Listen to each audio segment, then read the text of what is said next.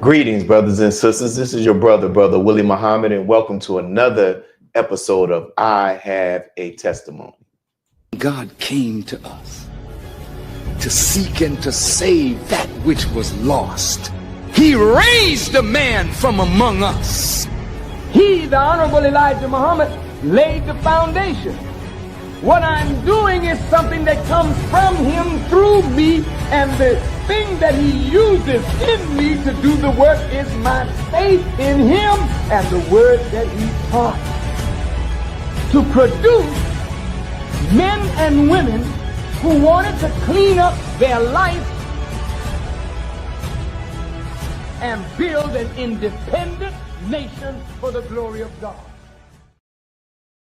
Assalamu alaikum, brothers and sisters, and welcome back to I Have a Testimony. This is the first broadcast or the first show in the year of 2025. I haven't been consistently doing them because I do it when my spirit, it's on my spirit to do it, and it hit me, right? So we have a guest today. This is a brother who's been on my list that I want to interview and find out about the work that he's doing and hear his story and the work that he's doing there in the city of Compton, California.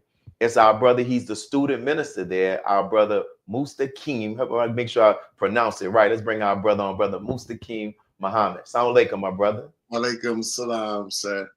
How are you doing? I'm doing wonderful. How about yourself? I'm good by Allah's grace, man. And thank you for accepting this invitation to be a guest on our show. I Have a Testimony. Oh man, thank you so much for having me. It's a great honor. And I'm happy to be here today. Well, let's get it. Let's get. I know that you from the West Coast. I think they say let's get it cracking. That's what they say. That so let's get it cracking. One of the benefits, brother, of doing this show is that I get the opportunity, and also those who watch it, to hear how people have come to the Nation of Islam. So my first question I would like to ask you is, can you share with the viewing audience how you first were introduced to the teachings and became a part of the Nation of Islam? Oh, wonderful. You know, it happened in parts, really. I was living in Indianapolis, Indiana, and I would always see the brothers out there on the corner, but, you know, I never really paid attention to them like that, but I would see them. And they would always offer me papers from time to time. Some of the brothers, you know, strong soldiers, they'd throw it in the car, you know what I mean? It make you take the paper. But the thing that pushed me over the edge into the teachings, I had a brother, Gamaliel Penn, and he showed me a video that really just blew my mind because I never heard a man talk like this. You know, what a friend we have in Jesus was the name of the lecture that the minister did in Atlanta. And I remember seeing the minister and how strong he was talking, man. And I never seen anything like that. A little on down the line, though, I was in the middle of a marriage crisis, and I was trying to hold my marriage together, and I was trying to, I guess, work on self. And so I had stumbled into a Respect for Life bookstore, but, you know, I wasn't hip to the teachings, as they would say. And as I was in there was a brother, Brother William, an older brother. He owned the store, and, you know, he started very skillfully questioning me, man, to see if I had any knowledge of the teachings. And he asked me, you know, are you familiar with the Honorable Elijah Muhammad? I said, well, no, man, I don't know nothing about it. He looked at me like I was from the planet. Man, you don't know the Honorable Elijah Muhammad? I said, no. He said, well, do you know the Honorable Minister Louis Farrakhan? I said, no. And he really thought I was spaced out, right? And he said, man, you don't know Farrakhan, the Million Man March? Oh, I heard of the Million Man March, but I don't really know. So he literally offered me a free cassette. It was cassettes at that time. And I know some of the younger people in listening to audience like a cassette, right? But he offered me, he said, I'll give you any cassette in this case. And, you know, all of those beautiful lectures was in there that I know now, right? But I didn't know then. But one caught my eye, and the name of the title was Satan and the Mastery of the Sexual Urges. And that's kind of what I've been dealing with, right? Trying to be a good husband and not mess up in those ways. So I got it. He gave it to me. I had it around for a while. And one day I was on my way to this class I was taking in college, and I popped it in, and it just literally answered every question that I could have concerning spiritual teachings and guidance and a deeper understanding into, life as it relates to God. And he was just opening up, man. And I called my wife. I said, I found it, man.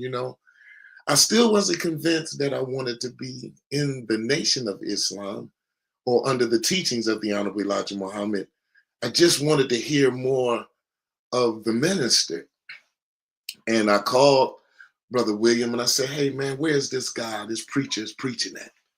And he told me, the address that we were at the time, 30th and Guilford. And I went there expecting to see the minister. But one of his students came. We know him today as Brother Nuri, and he just wiped it up, man. And the way he presented the teachings, it inspired me to join. So that's how I came to the teaching. Wow. So you were in Indianapolis. Yes. Wow, that's something. And how would you say, looking back at your life, how would you say the teachings have impacted the teachings of the Most High Elijah Muhammad as we see in these books here? Yeah. How has it impacted your life? Well, Brother Willie, I, like many of us, grew up in the church. And in growing up in the church, the way that we were taught in the church, we was always familiar that God wanted us to be right, and we wanted to be right with Jesus. The only problem that I had was there wasn't a definitive blueprint on how to get to the product. We had the scriptures, we were Sunday school and Wednesday night Bible study, but it was, to me, people that were taking guesses at it and from their knowledge on it, but it was never really a definitive, or it opened up where I say I understand and got it. But once I started to get into the teachings of the Honorable Elijah Muhammad, I remember reading the Message to the Black Man, and it just literally, I'm serious, it blew my mind, because it was something that I was looking for the whole time. It gave me an easy connection to God and an easy connection to be a better me. And so my life was impacted because I was really fully vested in it. I really didn't even care about the peripheral, right? But I knew that Allah was working. When my wife, she came and she was vehemently against it, didn't want to have nothing to do with it at all. And I was going to the mosque one Sunday, and I was saying to myself, Brother Willie, I got into this, man, hoping to save the family. And now it seemed like I'm in this, man, and it's breaking it up, right? But I kept going to the mosque, and we kept going. And one day she got up and I thought she was going to church. I said, well, listen, I'm going to go to the mosque, and when you get out, man, maybe we can go to dinner or something. And she said, okay, but she was tricking me, man. By the time I got ready to go out the door, she said she was going to the meeting that day. And from that day forward, she never looked back. And she told me she saw the changes that was being made in my life in accord to behavior, language, and the way that I really just changed, the way that the teachings, it changes you. And so that's the greatest impact in my life, because it really changed my family dynamic and it changed me as a person. Wow. And you all are still married today? Yeah, about 33 years now. Yo, brother, see, I have a testimony, brother, that all praise is due to Allah, brother. Yes, sir. Man, that is beautiful, man. That is, man, bro, listen, I'm so glad we interviewing you, man.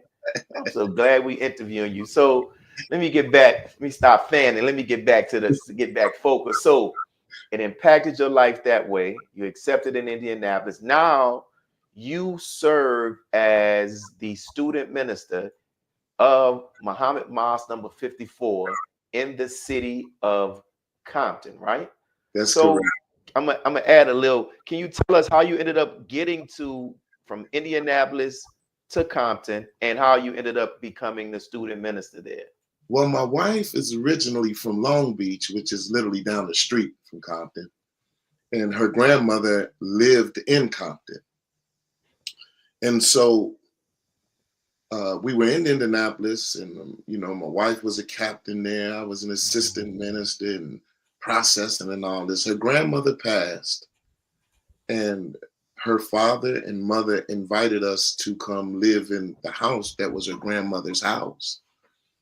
And so, painfully, man, because I loved Indianapolis, I really do and did.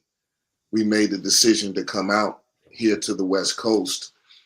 And there was a minister there. He passed last year, Minister Samad, great man and a great helper of the Honorable Minister Louis Farrakhan. He was the student minister there, but he was trying to move on with his life in terms of he wanted to retire and go down south and be down there with his people. And so he had been looking for somebody to replace him. And Brother Willie, I'm just being honest, and to all the people out there that will watch this, I didn't want to be no student minister, man. I have no idea that I would ever be in ministry. But he tapped me and drugged me into it and forced me into it. And with his push, heavy push, and they made me the student minister of Muhammad Mosque number 54 in 2009. And so that's how I got into the ministry, through the tutelage of Minister Samad and, under the auspices of student minister Abdul Malik Saeed Muhammad. They were very instrumental in getting me into ministry. Praise be to Allah. And being that since 2009, now it's 2025, when you reflect back on your tenure, what would you say has been some of either the most difficult or the most rewarding experiences you have had? One of the most difficult things is learning how to serve our people. I'm sure you can understand, many of us are enamored with the love of our life spiritually, which is the Honorable Minister Louis Farrakhan. And so when you're young like that and you're impressionable, you just come out the block and you want to be like the minister, in terms of you want to teach like him and be like him, and you want to do all of those things to live up to your spiritual father. But I was unaware, and most of us are unaware of what it takes to serve the people, to serve as a minister. I was unaware of what it even really meant, and so the most difficult thing for me was learning, and still learning, how to serve the people of Allah, how to be a good student in the ministry, not just disseminating the word, but the needs of the people, the personal needs, the spiritual needs of the people, being an example, all of the things that make up ministry, how to serve. That was and is the most difficult, because that you have to learn how to do that, and you have to really come out of a certain thinking and get into service to our people. And you can only do that if you're being taught and accept being taught by the minister.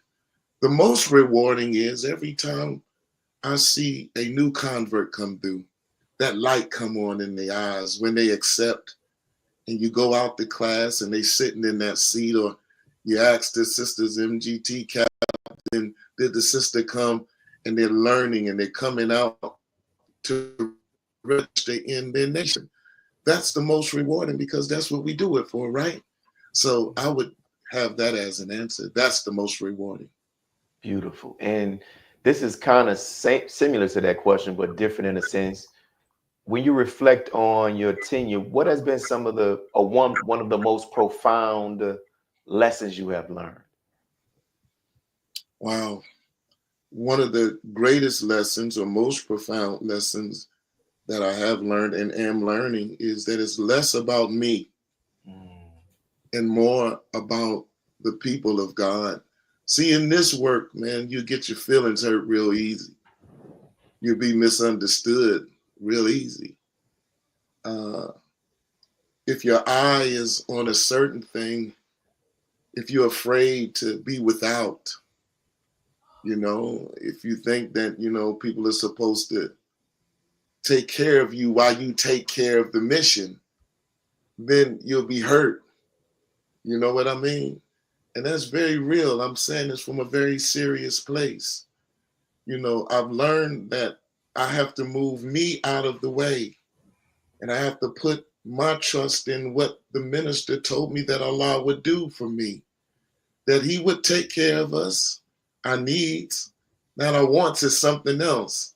But in this work, you'll never go without if we keep the people, if I keep the people first and serve them. But in serving the people or serving in this post, you're going to have to really put yourself out the way, what you personally think or what you personally can handle, how you personally feel. All that got to go out the window, unless you won't be able to make it around here long, because our people are totally destroyed and we are all learning how to love one another again. So wow, that would be my answer. Brother, I could feel your spirit and the sincerity in your responses, man. I can really feel it. That is beautiful, man. And it's interesting. We're about to see it may end up being reflected in the name that the Honorable Minister Louis Farrakhan gave you. So we're about to find out right now. So you are among that group of believers who have received the blessing of being given I don't know if the surname is the first name, right? That's what I don't know if they call it. You received like he gave us the Muhammad and the X is a holy name, but some of us have been given the last name and the first name, and you are one of those brothers, right? One of those in there. So you've been blessed to be bestowed the holy name of Mustaqim. Did I pronounce it right? That's right, Mustaqim. All right, Mustaqim. Yes.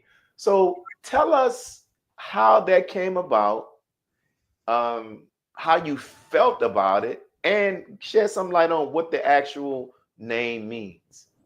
Okay.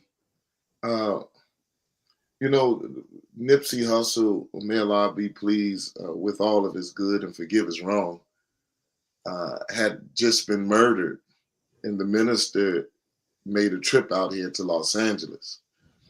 I think the week prior, Student Minister Abdul Malik called all the mosques in this area together to make a strong show of Muslim presence of peace and civility over on Crenshaw. It was a really major thing.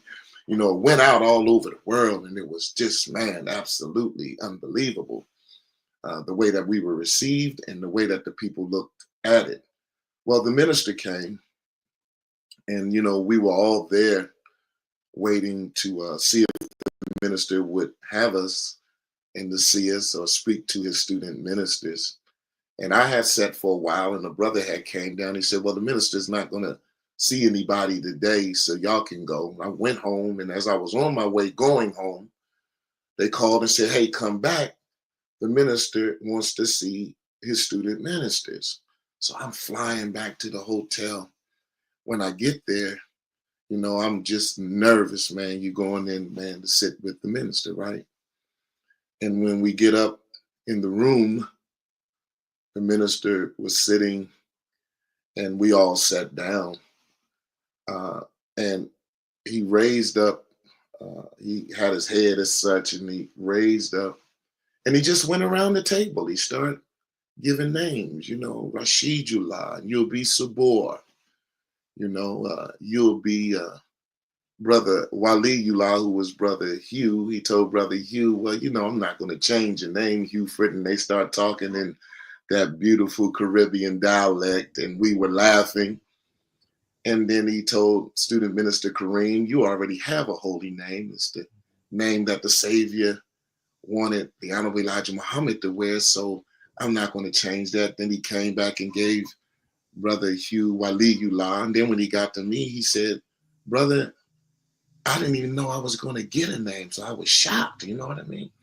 He said, brother, listen, he said, I have to give you a name, but I have to give it to you, he said, because Compton is a hard place to minister.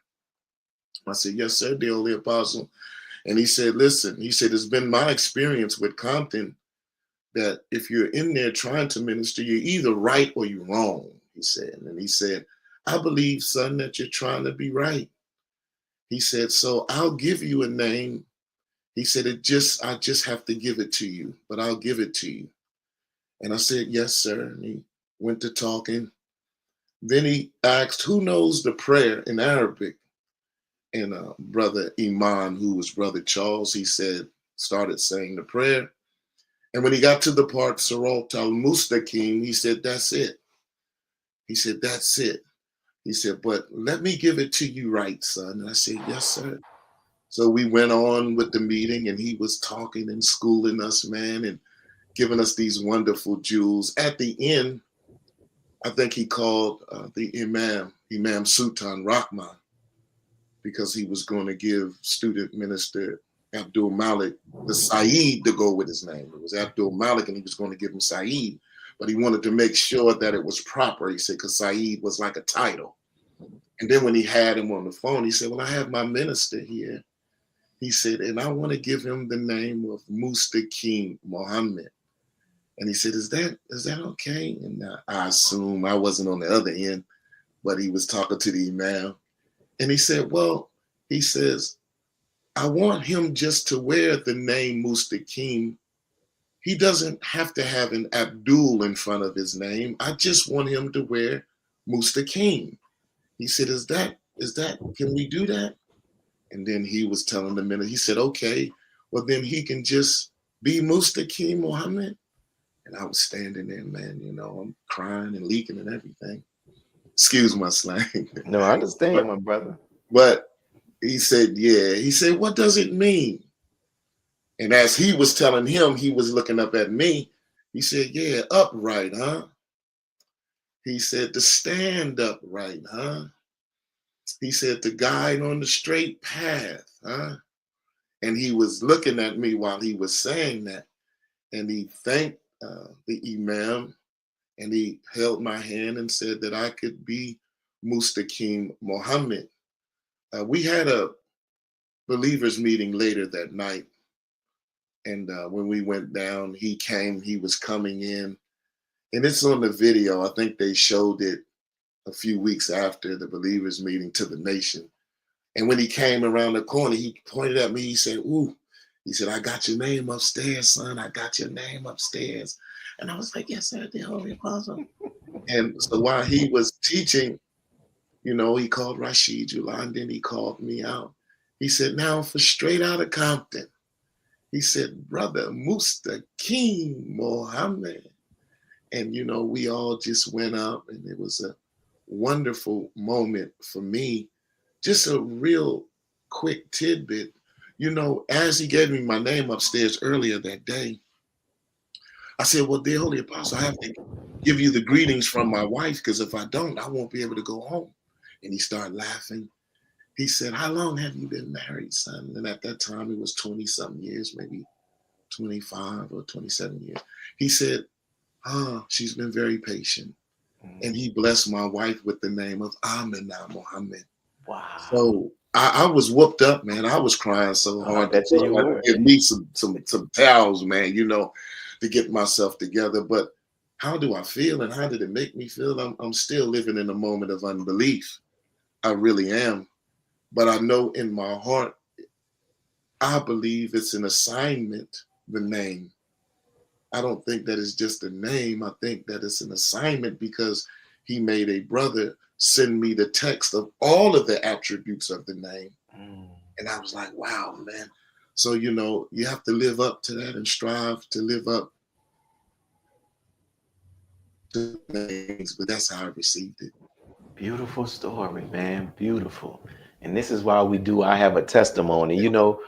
We started prior to COVID. We would do these shows, these interviews. Well, it wasn't an interview. We would have a guest speaker. And after they would speak on Sunday, we will give them the opportunity to share their testimony with the believers and whoever stayed behind.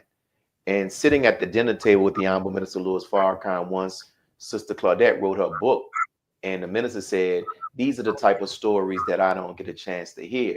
Oh, wow. So that kind of put me in the mindset of trying to, at that one time, I was sending emails to people asking them to send me their story, to gather these stories so it can be kind of like us putting together our New Testament, us putting together our Hadith and Sunnah, right? Yes, sir. And when the minister said one time, he said, my testifiers are too, my witness bearers are too damn silent, right? Ooh, right. So, and that's the purpose. I'm trying to find people who've had the opportunity to be in this certain settings with the minister, because there's some magnificent things the minister has said to people and done to people that most people don't know about. And this is the purpose of this show, you know. And because some people say, man, somebody was saying like, you only interview the people with big names, and that's not the case.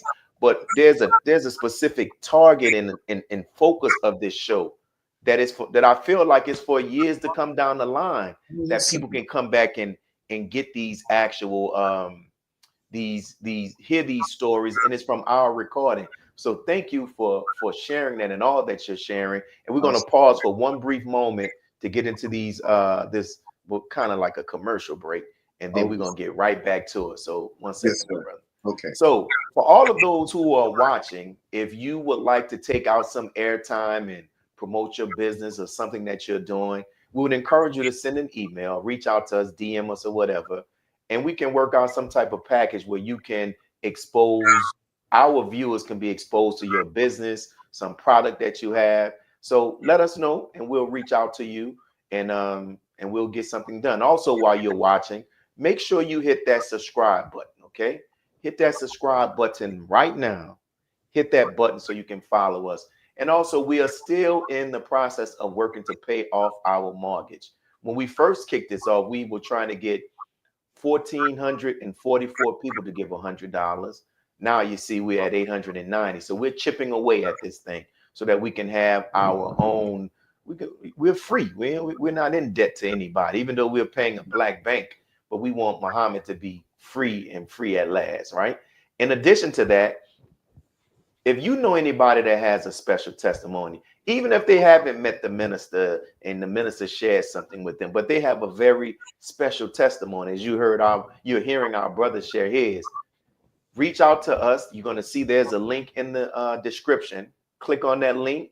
Send us the name of that person, their testimony. We'll have our team to look at and evaluate it, and we'll get with you, and hopefully, inshallah, you can be a guest on I Have a Testimony. Now let's go back to hearing more of this powerful testimony that's already sent chills down me just with the story that our brother said. Oh, I know what I want to ask you. Yes, you mentioned a brother's name by Gamaliel. Yes. Right? Is that the brother who was he also in Kentucky at one time? Louisville, Yes. Kentucky? Yes, yes. Small world. My brother, man. I met him when I went to Louisville, Kentucky, man. Oh, wonderful brother. We grew up as children together in the same church. Wow. Yeah, I've been knowing him literally since we were born. Man, I'm gonna have to reach out to Brother Gamaliel and tell him, man, tune in, man. His brother talked about knowing you and gave the little history, man. So that's beautiful, man. He's a very good brother. Yeah. Now, it's interesting that Honorable Minister Louis Farrakhan said that about Compton, because in our talks, and I was thinking about this interview, I was saying the same. You know, brother, my first introduction to Compton came through this rap music. Dope man, gangster. Right. And some people may debate it or whether or not, but in New Orleans, one of the fashions is wearing jeans and t-shirts, and they were wearing Jabot jeans. But that began to start when NWA became popular in the city, where people began to start wearing the Levi jeans and the t-shirts, right? And I saw brothers wearing the Raider starter jacket. So with Compton. So since we're talking about that, can you share, man, like, what is it like teaching Islam as taught by the Most Honorable Elijah Muhammad in this city that has a very unique, its own set of politics and all that comes with it? Can you talk about that? Oh, yes, sir. Well, one of the most or the greatest misconception of a city like Compton, they do bang now, that's for sure. But the brothers that I meet in these neighborhoods, man, you'll be surprised how many of them subscribe to Islam. As a matter of fact, a great portion of the brothers and some sisters that are registered from Compton to Los Angeles and other cities, they come from these Crips and Blood gangs or that life. And that's true. Oh, look at all these brothers here. And once you get to pierce through the veneer, I would call it, of the expression of gang life, you will find with these brothers, they're very easy to talk to, very respectful. And I promise you, there's not a brother in none of these hoods, and I've been through every one of them in Compton, from the Campanellas, Mona Park, Piru, you know, I ain't a hood in Compton I haven't been to, man. And it's not a hood where I don't know the brothers in those neighborhoods. They love the Nation of Islam. They love righteousness. They love the Honorable Minister Louis Farrakhan. And when we go, we don't have no problem at all. What it's like teaching in Compton today, Compton has been gentrified. So the Compton of the 90s, maybe early 2000, is a lot different because there's a greater Latino population. There's still Black people in Compton in a fair amount, but not as it used to be. Gang violence most times keep them from intermingling, especially when it's hot. But to get them to the mosque is no problem. They come every week. We have them all the time. They will sit and accept the teachings. It's just that we have to find a way to eradicate the gang mentality and what are holding them as far as being in the gang life. They love Islam. I'm telling you, brother, for real. We just had a few months ago a peace and unity meeting in Compton where the mayor, everybody was out, and I'm sure these pictures are out here. We had over maybe 200 or more stomp down, as we call them, gangbangers from every hood in one place at the same time. And when you saw them, it was all love, hugs. See, these are cousins of one another, family members of one another. These brothers been to school with each other. Just some of them chose this and some of them chose that. But on that Sunday and any time, man, it's not hard really getting to our people that are in the gangs. The hard part is to get them all to unite under one banner, which is Islam. But it's a joy, man, to deal with them. Some of the best people, brothers and sisters that you'll ever meet. And that's the truth, Brother Willie. Praise be to Allah. You kind of touched on one of the questions I was going to ask you about, you know, when they come into the mosque, you know, because I went to high school with a brother who was a member of a street organization. And he was from a part of LA and he came to New Orleans. So at that time, he was repping the blue, right? And he had talked about how one time he didn't want to take a picture with his girlfriend because she had a certain color on. And we were like, what? Like, she ain't in the gang. So I was wondering, like, you know, do some people in their street organizations, they're like a family to them. For real. You know, that's a family.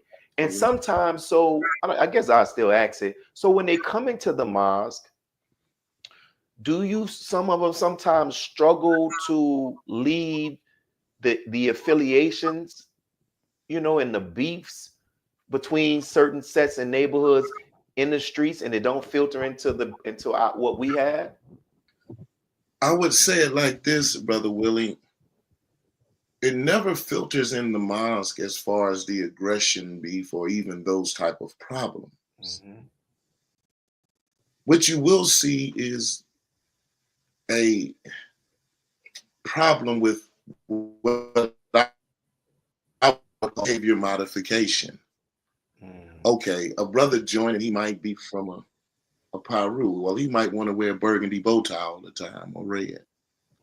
And then the brother from the Crip neighborhood, he always want to wear a blue suit with a white shirt and bow tie. But when you get them in the ranks, they are easily brothers of one another.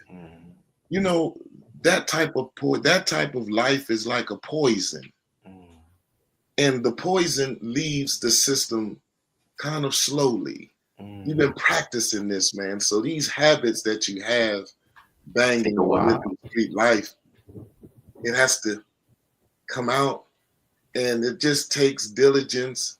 It takes wise student ministers and wise captains to know how to deal with that type of mind where you don't kill them off while they're growing. However, though, once they do it, you got some of the best captains and lieutenants on the West Coast, student ministers that have been part of street organizations. They all want to be brothers, man. I'm just And telling that's you. it. And they were looking for a family. And it ain't the idea of being a part of a street organization is not the bad thing. Is the idea or the reason what that influences what type of behavior that we do. Because we all about our people being organized. You see what I'm saying? But it's just the behavior. Wow. So thank you for sharing that, man. My next couple of questions I want to ask is, and I always try because people may have these jewels, and I'll preface it. I had the opportunity to talk to Brother Sultan, who's a member of the minister's security team. And he shared how the minister told him, Brother Sultan, look, when you're dealing with people, look for an atom's weight of good in them. That's right. Yes, and when you find that atom's weight of good, then you focus on that and grow that atom's weight. And that little bitty jewel, that's like, man, it helped. And the minister, like a sower of a seed, has been doing that with people. And you never know what somebody has received from the minister or what they've witnessed. So I'm asking, as student ministers, sometimes we have the opportunity to be in settings with the minister that's not in the public eye, where he's teaching, he's dropping jewels, or sometimes we may have to call him and he gives us counsel. Is there anything that you have experienced or you've heard or you've observed, a jewel from the Honorable Minister Louis Farrakhan that you can share? Oh, yeah. I was thinking, all of us, Brother William, including yourself, we want to see a lot of our children and young people be registered of a certain age, right? The late teens and early 20s, man. That's the time where they get to looking over the fence and they want to discover what's out there. You know what I mean? One day we were in San Diego. The minister was doing a lecture up there. And we were having dinner at Brother Wali Ulah's house. And there was a young brother over there. And he looked at the young brother. He said, "How old are you, son?" And he said, "I'm 23, sir." And he said these words. He said, "If you give your life to Master Fard Muhammad now, you can live to be over 200 years old." Blew my mind. That's a jewel right there. That's a jewel right there. That's a jewel, brother. And thank you for sharing that. So we know and how that even stretches the mind, because some people don't think that we can even live to be past 100. You hear me, man? That's a jewel. Another one he gave. Oh yeah, share it, brother. Share it. One more. The same dinner. And the minister said one of his secretaries had called and they wanted to take the day off because it was what we call a holiday, right? And the minister said, I told her no. And she said, okay. And then she called back, well, the banks are closed and, the post office is closed, so we can't do no business. So he was like, I don't care nothing about the world. Then he said these words. He said, when we were young Muslims, we did not even keep up with the world's holidays. We did not even know when they were, and we did not celebrate them. And that's what made us strong Muslims. He said, today you celebrate or you go with their culture too much. He said, but stay in our culture, stay in our nation, worry about what they doing. We got business as usual. So I never forget that. That's yes, sir. Yes, sir. Yes, sir, my brother. Thank you for sharing that. Thank you for sharing that. And I came across the video. I didn't get a chance to pull it up, but where you were leading the FOI, it looked like there were some members of the community as well, where you all were confronting what from the video and from what people were saying, it was like a prostitution ring taking place in the city. Can you talk about that incident and the outcome of it, and anything you can do to update us on it now? Yes, sir. Where that building is that you showed, it's on a major strip in Compton called Long Beach Boulevard, which is a major strip for prostitution. And we would have our mosque meetings, but the prostitutes would walk up and down the streets, you know, in front of the building while the guests is coming in, old ladies, and, you know, all type of madness, right? Now, before I was the student minister in Compton, I was the captain in Compton. So as a captain, I would put brothers out on patrol. Their job would be to keep the prostitutes off of that part of Long Beach Boulevard while we were having our meetings, bottom line. They couldn't be on that street right there. They couldn't be around the corner. I would send brothers to do a circle around, and we would have brothers up and down the street, man. And their job was, you know, man, to keep the visitors and the believers that were there safe from the prostitution and all that it brings. Now I'm the student minister, right? And so I don't know, Brother Willie, and I'm just being real honest. I can't, you know, it's not no elaborate Hollywood story. It just was real, okay?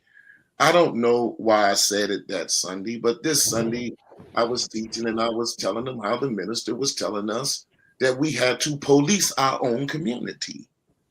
But we had a lot of brothers there at the time that were guests, and I was just asking the brothers, you know, are we really serious about policing our own community? Because all the prostitutes walking up there is our sisters. But the people that owned the motels were Indians, like from India, Indians, right? And the pimps were gang members or gang leaders, you know. Now we was out where the mosque is in a neighborhood called the South Sides. You know, a Crip gang, and it was very, you know, they very entrenched over there. So that Sunday, you know, I told the sisters, look, man, we're gonna have some brothers on security, and you know, we're through with the meeting, but for y'all stay back a minute, and the brothers is going to go and we're going to police the community today. We're going to make it happen today. So we went over and we knocked on the doors, as you saw in the video, and we declared to them that this won't be happening no more, period. Bottom line, you know, we know that you are housing the prostitutes here and John's in here and all this, but we're not doing it no more, not with our women. We're not going to have it. Okay, now the city gets a wind of it. At that time, we had good friends in City Hall, and the city attorney, Craig Cornwell, was a great friend of ours and a great helper to the nation. And he heard about it and called me. They had been wanting to do it, but the connection was so deep. See, the sheriffs were getting the kickback from the people that owned the motels. And then, you know, the gang members that would bring them, they would all get a piece of the money off these prostitutes. So it took a lot of work to deal with the gangbangers, man. You know, you got to go to the heads of them, the people that's running it, and you got to have a frank talk with them, not disrespectful, but you got to let them know how we were taught and what we're taught. And you got to teach them who the black woman is and who the black man is and why that action shouldn't be.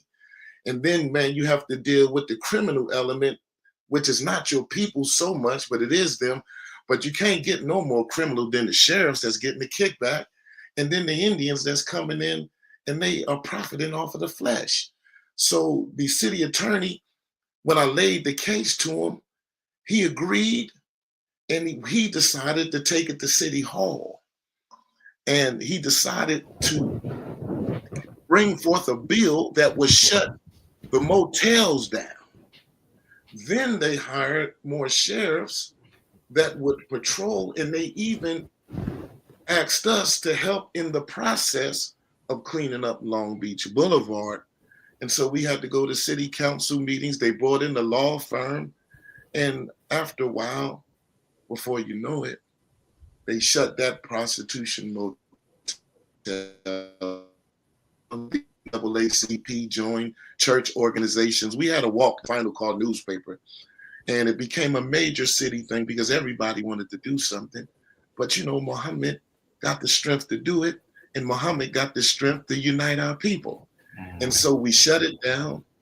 Some of the gang members became believers in the Nation of Islam, and we had success in shutting that down. And they turned it into a place where women who are having problems now could come and have a place to stay with their children. and get services from there. Quick note, very interesting. Mm. While we were doing it, the owner of that motel, an Indian guy, his name was Sonny. Sonny came to the mosque, and I want to meet with that minister guy. And I said, well, come on. We had a bookstore right down the street. And I was talking to Sonny, and Sonny said these words to me. He said, we're making so much money because the motels is all up. The Long Beach Boulevard is a long strip. Well, you know, they were making so much money, they didn't want to shut that motel down. He offered me $10,000 cash if I would back up. I know y'all need it. Well, you showed the picture of the building. It's not opulent. It's a place for us to meet, but it's not opulent. But he offered me $10,000 cash in order for us to leave them alone and let them go on and operate. But, you know, we got a teacher and a leader of principle, man. And we roll with our minister, right? So we ain't taking nothing from you, man. I'm offended that you even came over here with that. You know what I mean? But it was a journey. We got that job done. And we could have done more. But, you know, different administrations come in and different things happen. But that's what happened with that situation. Beautiful, man. See, that gives a whole understanding in the backdrop. And we have to document those things because nobody's going to tell our story. So we have to tell our own story. You know what I'm saying? And we got to document. I'm glad that we have an opportunity. We got that on camera, got it on recording, and we have it. So beautiful, man. And this next a few more questions before we end. You were serving in student ministry under the student regional minister, my brother Abdul Malik Saeed Muhammad, man. Beautiful brother, very transparent, man. He's just real. You know what I'm saying? He's real, brother. And I love brother Malik for that. You know, briefly, how has our brother, what would you say has been the impact that he has had on your life, and even some profound lessons you have learned from his leadership? Brother Abdul Malik Saeed Muhammad, he has such a magnetism, man. I don't think he don't meet nobody that he can't make a friend. You know, he has the ability, man, to draw people in. He can get among people and turn the tide, man. I've seen him do it. I've seen him do it in the roughest of cases, murders, gang violence. But it's something about him that Allah has blessed him with. When he gets on the scene, Abdul Malik has a spirit about him and a presence about him that he can shift an atmosphere, man. I'm really serious about that. I've seen him deal with gang members, gang bangers, and the man truly has a gift. Ministry, what I've learned from him is that, but as a student minister under him, you're growing and you're learning and you make mistakes and errors. And the way that he handles in those times, the man is just magnificent for me, because he's like the big brother or father that you want to have. If you didn't have one, he'll be one that you want. And if you had a good one, he'll remind you of a good big brother or good father. He knows how to teach you a lesson without killing you. He knows how to correct you without destroying your spirit. You know what I mean? And if he have to, chide you, he knows how to build you back up. But a man that I see personally, and I have to say this, that brother right there works under the most extreme conditions of life. I promise you, man, this man had a life and a career, and he gave it all up for Muhammad. And he didn't give it up, man, for roses or Benz or Bentleys and big houses.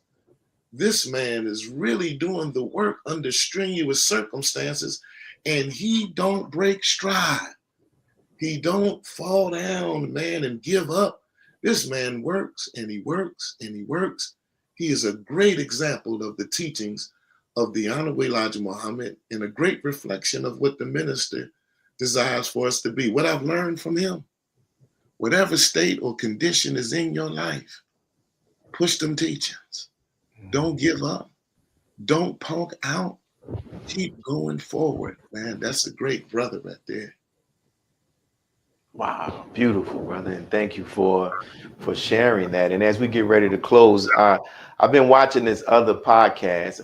I've heard it's one of the #1 podcasts on YouTube. And one of the things that the host does, I said I wanted to borrow that and begin to start implementing it in this podcast, where he asks the current guest to leave a question that we can ask the next guest, right? And Right. so I would like to do that with you as well. So what is one question you would like to act that we can ask to get the next guest that we have here on I Have a Testimony? Well, I want to. Will the next guest be from the nation? Will it be Yes. one of our people? Yes. You know, I've been doing the month of Ramadan, and I've been thinking on this, and you know, I've been thinking about the Honorable Minister Louis Farrakhan and his departure.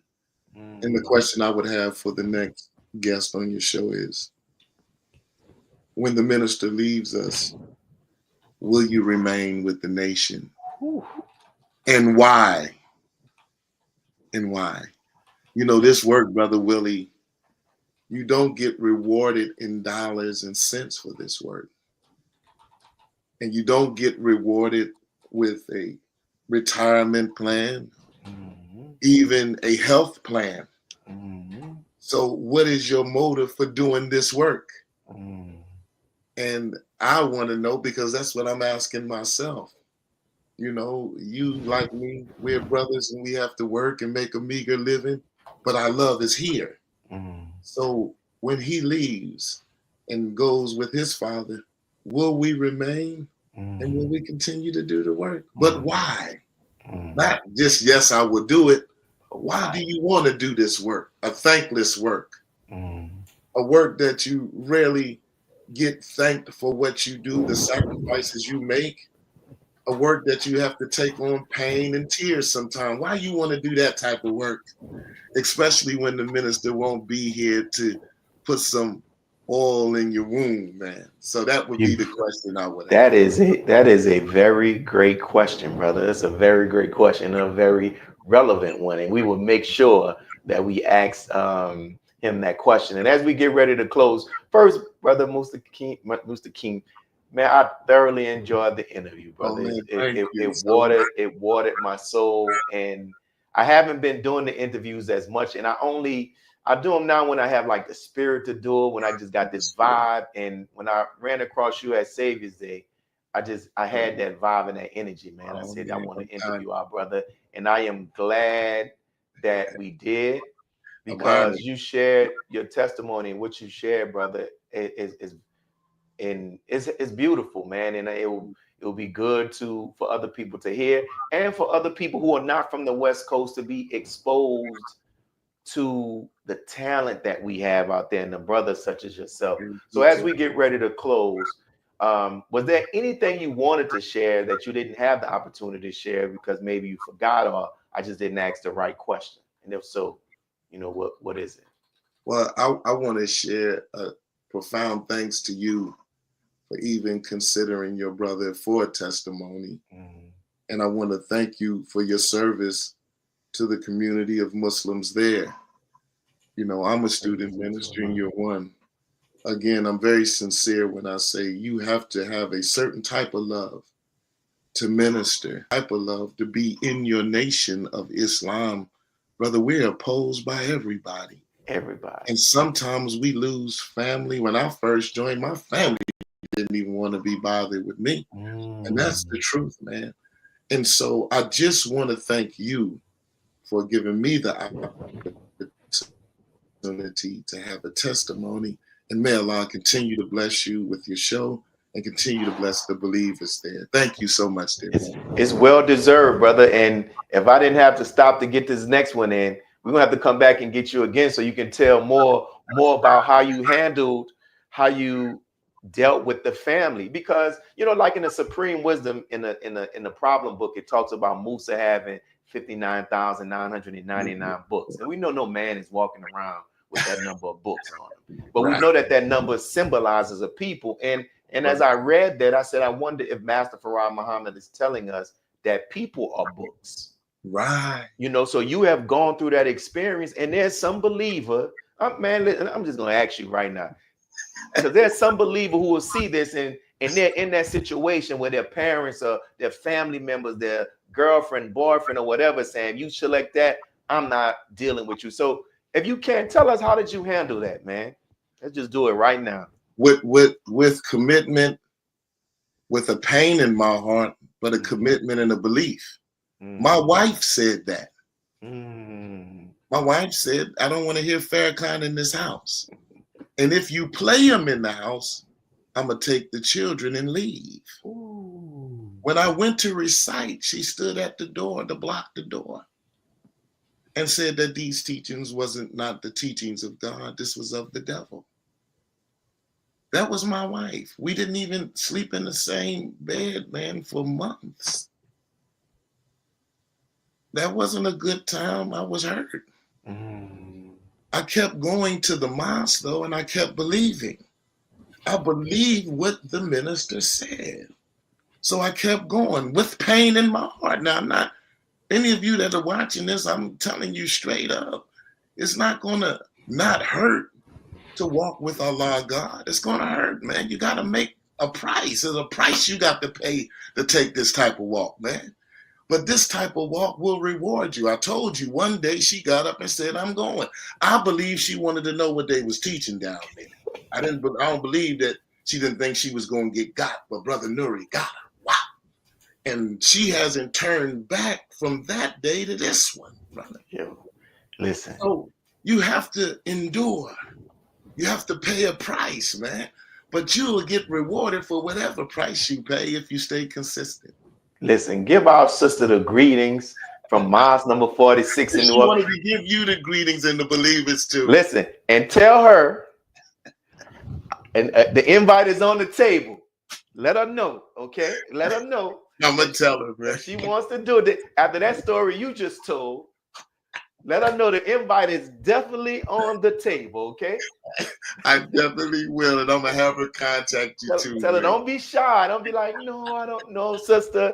Tell her, if she try to be shy, brother, mention that scripture in the Bible. It says, the dragon was defeated by the blood of the lamb and the power of their testimony. Okay? That's right. Let her know, man. Yo, thank you, brother. Thank you, man. Beautiful testimony. And inshallah, we're going to talk. But let her know, bro. I promise you, man. I'm going to tell her right. And listen, before we go, count me in on the donation, man, to burn that mortgage. Man, Allah bless y'all to do it real soon, beloved. Thank you, my brother. Yes, sir. Alaikum. Wa alaikum salam, sir. And for you all who are turning in, wasn't that a dynamic testimony? That was dynamic. So as we get ready to close, thank you all for continuing to support I Have a Testimony. Make sure you hit the subscription button. If you want to run your business some ads, let us know, get with us, and submit anybody whose name that you think will be a good guest on the show as we get ready to roll out. This is your brother, Closing the Gap broadcast. Make sure you support the network. Peace. God came to us to seek and to save that which was lost. He raised a man from among us. He, the Honorable Elijah Muhammad, laid the foundation. What I'm doing is something that comes from him through me, and the thing that he uses in me to do the work is my faith in him and the word that he taught. To produce men and women who wanted to clean up their life and build an independent nation for the glory of God.